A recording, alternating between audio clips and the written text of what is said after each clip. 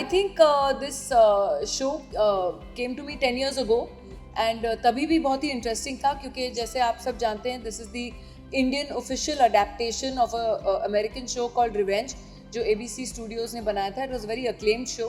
तो ये उसका अडेप्टेशन है जो मेरे पास पहले भी आया था. ये एक ऐसा था कि स्टोरी बहुत ही दिलचस्प है, बहुत ही इंटरेस्टिंग है. इसमें suspense, thriller, elements of drama, twist, turns, plot सब कुछ है. सो इट इज़ समथिंग कि आप मिस ही नहीं कर सकते हो. So there was no to waste कि मैं न करती ये शो. आई थिंक ये सीखने को मिला कि हार्ड वर्क हमेशा कंटिन्यू रखना पड़ता है. वो जो हंगर होता है एक आर्टिस्ट में वो हमेशा कंटिन्यू रखना पड़ता है. चाहे आपने कितने भी अवार्ड जीते हो, रिगार्डलेस आपको सेट पे आना है, उतनी ही मेहनत करनी है, उतना ही प्रेप करना है. And I think Raveena ma'am से मैंने यही चीज़ सीखी. I wanted to create Indrani Kothari क्योंकि जब हमने इंडियन अडेप्टेशन किया है तो काफ़ी चीज़ें हैं जो हमारे इंडियन कल्चर से रेलिवेंट होके हमने अडेप्ट किया है उसे हमारे सीरीज़ में. ज़रूर ये एक जहन में रहता है कि एक शो जो सक्सेसफुल हो चुका है, आशा करते हैं कि हम भी उसी सक्सेस की ऊंचाइयों को छुएं इस शो को लेकर. मेहनत तो सभी करते हैं और कामयाबी तो सभी चाहते हैं, लेकिन अल्टीमेटली ऑडियंस इज किंग और ऑडियंस के ऊपर निर्भर है. इतना प्रोफेशनलिज्म, डिसिप्लिन, हंगर अभी भी इनमें देखना बहुत ही इंस्पायरिंग था मेरे लिए, क्योंकि that's what I aspire to be. और आई होप कि इनकी जो कला है, टैलेंट है, I have imbibed a little bit. बहुत ही एनरिचिंग एक्सपीरियंस रहा मेरे लिए. एक एक्सेप्टेंस जो है वो भी बहुत ज़रूरी है क्योंकि आप जो है आप you can keep making content, लेकिन अगर ऑडियंस नहीं एक्सेप्ट करे तो वो कंटेंट नहीं चलेगा. लेकिन मतलब ऑडियंस की तरफ से भी ये एक्सेप्टेंस है. So in basically I feel in society it's a great change. I have always chosen quality over quantity and कहीं ना कहीं आई थिंक अगर आप टैलेंटेड हो, हार्ड वर्किंग हो एंड सिंसियर और एक ऑनेस्टी हो अपने काम के साथ, तो आपसे कोई आपका काम नहीं छीन के लेके जा सकता है. So good to see you guys. Thank you. I know anyone see the trailer, the dialogue comes in कि 90s queen. हम सब आपको अभी भी queen नहीं मानते हैं. Tell us Sweet. the very first reason you said yes to the film. I think this show came to me 10 years ago and तभी भी बहुत ही इंटरेस्टिंग था क्योंकि जैसे आप सब जानते हैं this is the Indian official adaptation of a American show called revenge जो ABC स्टूडियोज़ ने बनाया था. It was very acclaimed show. तो ये उसका अडेप्टेशन है जो मेरे पास पहले भी आया था, लेकिन अंडर डिफरेंट सर्कमस्टांसेस. एंड अब जो इन्होंने पूरा अच्छी तरह जमा के 10 years हेंस हम सब वापस वही शो बना रहे हैं. तो कहीं ना कहीं ये शो मैं करने ही वाली थी, चाहे तब या आज या कल. तो ये एक ऐसा था कि स्टोरी बहुत ही दिलचस्प है, बहुत ही इंटरेस्टिंग है. इसमें suspense, thriller, elements of drama, twist, turns, plot सब कुछ है. सो इट इज़ समथिंग कि आप मिस ही नहीं कर सकते हो. So there was no to waste कि मैं न करती ये show. Raveena ji, original show की बात की जाए तो क्या आपने ओरिजिनल शो देखा है और क्या जो कैरेक्टर ओरिजिनल शो में है वो आप उसको देख के मतलब आपने कुछ टिप्स दी क्या है? तो इस कारण ही मैंने ओरिजिनल शो नहीं देखा. मैंने सिर्फ एक सीजन देखा to see the world of the end the planning of the entire show. लेकिन जनरली मैं एक कैरेक्टर नहीं देखती हूँ बिकॉज फिर कहीं जहन में वो बैठ जाता है और अब वो सबकॉन्शियसली आप फॉलो करने लगते हो. तो I wanted to create Indrani Kothari क्योंकि जब हमने इंडियन अडेप्टेशन किया है तो काफ़ी चीज़ें हैं जो हमारे इंडियन कल्चर से रेलिवेंट होके हमने अडेप्ट किया है उसे हमारे सीरीज़ में. सो इसलिए रुचि जी को भी लगा कि इट्स नॉट नेसेसरी कि हम वो ही कट पेस्ट कॉपी करें.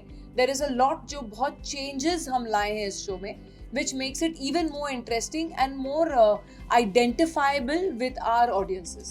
What is the most challenging part while working on this project?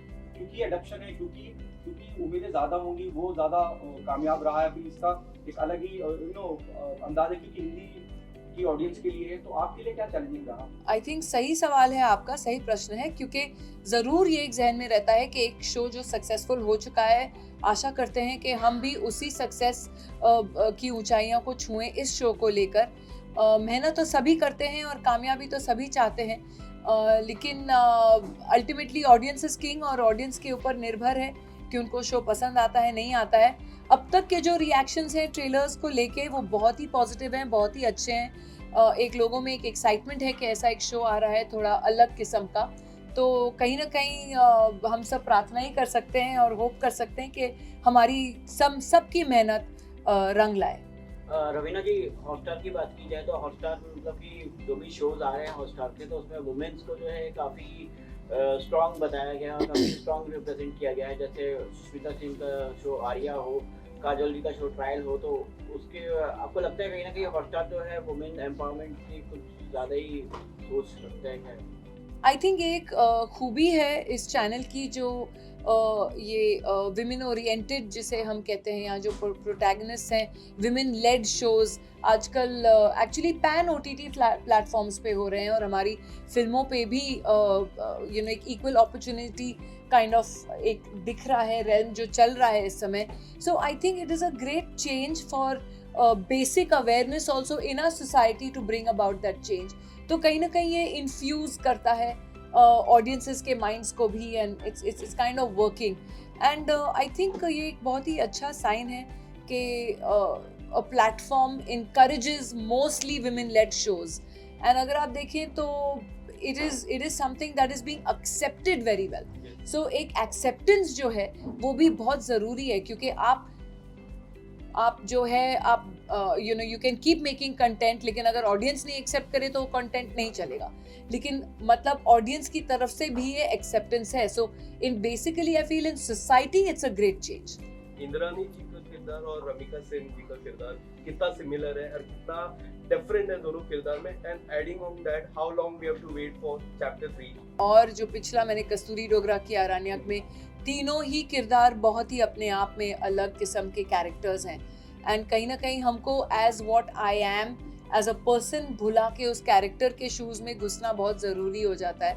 And वो ही कोशिश करते हैं, चाहे मैं हूँ, चाहे वरुण हो या नम्रता हो, सब एक्टर्स यही कोशिश करते हैं। कोशिश जारी है, बाकी लोगों को पसंद आए तो बहुत ही अच्छा होगा। नम्रता, आपसे पूछना चाहूँगा कैसा एक्सपीरियंस रहा इतनी दिग्गज कलाकार के साथ काम करने के लिए?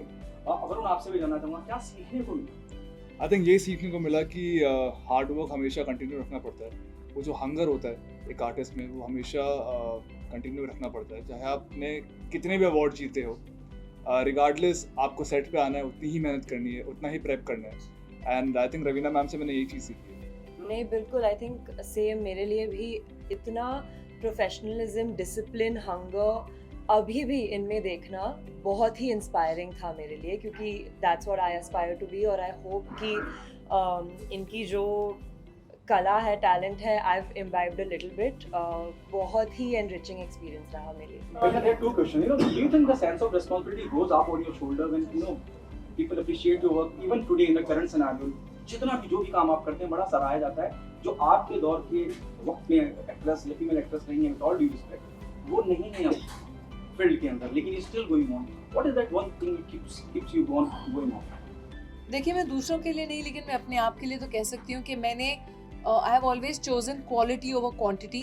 एंड कहीं ना कहीं आई थिंक अगर आप टैलेंटेड हो, हार्ड वर्किंग हो एंड सिंसियर और एक ऑनेस्टी हो अपने काम के साथ, तो आपसे कोई आपका काम नहीं छीन के लेके जा सकता है। तो maybe the choice of roles, and I have been lucky also. थोड़ा बहुत लक की भी बहुत ज़रूरत होती है, क्योंकि बहुत बार होता है हम बहुत मेहनत करते हैं और कभी कभी कुछ चीज़ नहीं चलती है, तो ऐसे एक ठेस सी पहुंच जाती है दिल में। लेकिन I have been lucky also. कृपा रही है, ईश्वर की कृपा रही है, ऑडियंस की कृपा रही है कि उन्होंने मुझे हर किरदार में एक्सेप्ट किया। एंड वो मेहनत अभी भी जारी है। एंड मैं जहाँ तक कोशिश करती हूँ कि मैं हर एक जो भी शो या फिल्म करूँ, वो मैं कभी अपना कैरेक्टर रिपीट नहीं करती हूँ। आई ट्राई एंड डू के हर एक अलग ही अंदाज में, एक अलग ही तरीके का किरदार हो, तो मुझे भी मज़ा आता है करने में, मुझे एक चुनौती सी लगती है। एंड आई होप ऑडियंस को भी मज़ा आए। रवीना जी 90s की बात की जाए तो 90s की जो एक्ट्रेस थी, हमने देखा कि 2023 में जो है काफ़ी सारे एक्टर्स एक्ट्रेसेस जो है काफ़ी अच्छा काम किए हैं। 90s के जो एक्टर एक्ट्रेसेस थे, जैसे बॉबी देओल जी हैं और सनी देओल जी हैं, काजोल जी, सुष्मिता जी, तो सब लोग ने बहुत ही अच्छा काम किया है 2023 में। तो आपको लगता है कहीं ना कहीं जो है यंग जनरेशन को एक रन फॉर दियर मनी है, आपको आ गए वापस? हमारी इंडस्ट्री ऐसी है कि हम सब के लिए जगह है। कोई ऐसा नहीं है जिसे शायद अगर जिसने अपना मुकाम या नाम बनाया हो या मेहनत की हो या टैलेंट, कभी ना कभी तो आपका टाइम आएगा ही।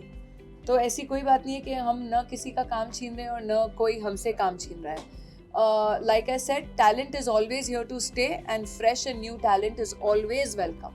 नमिता एंड वरुण आपसे जानना चाहेंगे जब मैम नम्रता. नम्रता या जब मैम आपके सामने हो तो क्या कुछ आप लोगों ने पहले से प्लानिंग करके गए थे? What was your मैम के first साथ day क्या in the कुछ shooting with her? प्लानिंग जितनी भी की थी मैंने 7 दिन की प्लानिंग की थी वो सब वैसे डब्बे में चली गई हाँ। क्योंकि इनको देख के you feel larger than life. When she enters a room वो एक एनर्जी लेके आती है and but again she made everything so comfortable कि हमको कभी घबराहट हुई नहीं सेट पे. तो बहुत इजी टू वर्क था. After I met her obviously before मैं काफ़ी डरा हुआ था कि पता नहीं मैं कैसे बात कर पाऊँगा, मैं अपना रोल सही से निभा पाऊँगा नहीं निभा पाऊँगा. But she made things so easy कि मेरे लिए ये शो करना आसान हो गया. नहीं, मैं बहुत शाय थी पहली मुलाकात में, लेकिन हम पहले लुक टेस्ट में मिले थे और फिर बहुत सारी रीडिंग्स की थी, तो जो भी नर्वसनेस थी वो उसमें ही यूज़ अप हो गई. और फिर जब हम सेट पे थे एंड बाय दैट टाइम हमारी बहुत सारे रीडिंग्स हुए थे, तो we got to know each other. और वो इतनी वार्म है, इतनी प्रोफेशनल है, she is there to play her character and वो इंश्योर करती है कि सब उनके आसपास हैप्पी और सिक्योर फील कर रहे हैं. तो it was just a lot of fun.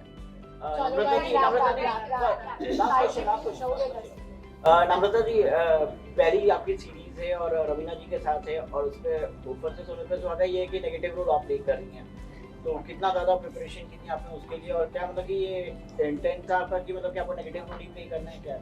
Negative है कि नहीं आप शो देखने के Exactly. बाद डिसाइड कर लीजिए. वो हम रिवील नहीं कर सकते, लेकिन बहुत ही प्रेपरेशन रहा, बहुत ही वर्कशॉप्स, इमोशनल प्रेपरेशन था. और जब आप शो देखेंगे आपको पता चलेगा कि कर्मा क्या करने आई है. तो नेगेटिव या पॉजिटिव आप डिसाइड कर लेंगे. आप लोग सब डिसाइड करेंगे. 26 जनवरी को याद रखिए हमारा शो कर्मा कॉलिंग आ रहा है. प्लीज आप लोग भी देखिए और अगली बार मिलेंगे तो आप लोगों का भी फीडबैक बहुत जरूरी है. ठीक है, प्लीज एंजॉय. 26 थैंक यू जी. January. Thank you. Thank you. Thank you so all of much. You. Thank you.